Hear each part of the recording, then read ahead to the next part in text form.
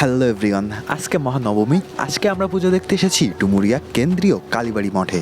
আপনারা অনেকে ডুমুরিয়া শ্মশানঘাট বললেও এটাকে চিনবেন। আমাদের ডুমুরিয়া সাধারণত বিখ্যাত কালী পূজার জন্য, কিন্তু এবার দুর্গাপুজোর অসাধারণ আয়োজন হয়েছে আমাদের ডুমুরিয়ায়। আসলে ডুমুরিয়া একেবারে শারদীয় দুর্গাপূজা হয় না বললেই চলে, কিন্তু আমি আসলে একটু অবাক হয়েছি কি অসাধারণ আয়োজন ছিল। একেবারে ডুমুরিয়া কালীবাড়ি চত্বরটা সাজসজ্জায় রমরম করছে। চারিদিকে শুধু বৈদ্যুতিক বাতির ঝলকান দেখেই মনটা জুড়িয়ে আসে। এখানে বেশ অনেকটা লোকের সমাগম হয়েছিল, কিন্তু যতটা রাত বাড়বে তত আরো লোক সমাগম বেড়ে যাবে। কর্তৃপক্ষকে অনেক অনেক ধন্যবাদ আমাদের ডুমুরিয়াতে এত সুন্দর একটা পুজোর আয়োজন করার জন্য।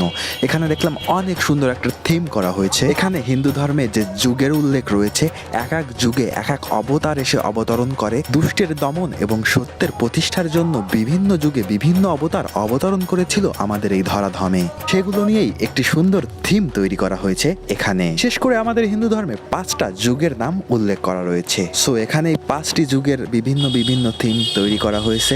সত্য, দাপর, ত্রেতা, কলি, এই ধরনের বিভিন্ন থিম কিন্তু এখানে তৈরি করা হয়েছে। যে যুগে যে অবতার এসেছিল সেই অবতারের ছবি কিন্তু এখানে দেয়া রয়েছে। তো আমরা এখানে খুব সুন্দর করে ঘুরে দেখলাম এবং ছবি তুললাম, অনেক ভালো লাগছিল। লাইটিংটাও এখানে কিন্তু অসাধারণ ছিল। এখানকার কাজগুলো সাধারণত আমাদের প্রাচীন ধর্ম হিন্দু ধর্মের সাথে সংযুক্ত। একটু সামনে এগোতেই আমরা দেখলাম অনেকগুলো মন্দির, আর এই মন্দিরে অনেকগুলো দেবদেবীর প্রতিমা।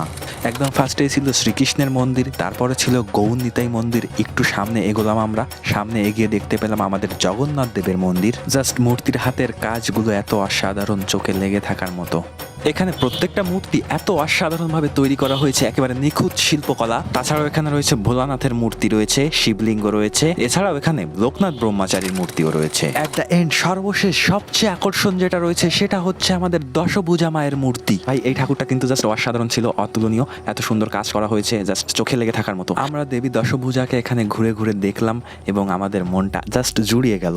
এত সুন্দর একটা ঠাকুর আমরা এখানে এসে দেখবো সত্যি আশা করি নাই। আমরা ঠাকুর দেখা শেষ করে চলে গেলাম বাজারের দিকে। এখানে দেখি আমাদের সেই ফেমাস কাকু, তিনি কিন্তু দোকান নিয়ে বসেছেন। আমাদের ডুমুরিয়াতে এই কাকু অনেক ফেমাস তার ঝালমুড়ির জন্য সাধারণত, কিন্তু এখানে সে অনেক কিছুই বিক্রি করছে। আমরা পাঁপড় নিয়ে খাচ্ছি, সো পাঁপড়টা অসাধারণ লেগেছে। এখানকার মেলাটা অত বৃহৎ নয়, কিন্তু তারপরও মেলাটা অনেক সুন্দর। বেশ কয়েকটি দোকান মিলেই এই মেলাটি আয়োজন করা হয়েছে। আমরা এখান থেকে সাধারণত পাঁপড়, চিপস এইগুলোই খেয়েছি। সো পাঁপড়, চিপস এগুলো তেলে ভাজা, সাধারণত আমি অতটা খাই না, সো আমি একটু কম খেয়েছি, ওরা অনেক বেশি পরিমাণে খেয়েছে এগুলো। তারপর ওদের আমি লেবু শরবত খাওয়ার জন্য অফার করলাম, ওরা লেবু শরবত খেলো। লেবু শরবত খাওয়ার পরে আমরা আস্তে আস্তে বাইরের দিকে চলে যাব। বাইরের দিকেও অনেকগুলো ফাস্ট ফুডের দোকান বসেছে, সো আমরা আস্তে আস্তে বাইরের দিকে চলে গেলাম। বাইরের দিকে যেয়ে দেখি এখানে ফুচকা, চটপটি ইত্যাদি অনেক আইটেম রয়েছে। সো আমরা এখানে ফুচকা এবং চটপটি অর্ডার দিলাম। এখানে আমি অর্ডার দিয়েছি, বাট আমি কিছু খাবো না, ওরা খাবে। প্রিয়াঙ্কা এবং একটা ছোট ভাই রয়েছে, ওরা দুজনেই খাবে। প্রিয়াঙ্কা খাবে ফুচকা এবং ছোট ভাইটা খাবে চটপটি। দুঃখের বিষয় এখানে যে এখানে আমি কোনো রিভিউ দিতে পারছি না। ওরা খেয়ে ওরা যেটা বললো সেটাই আমি বললাম।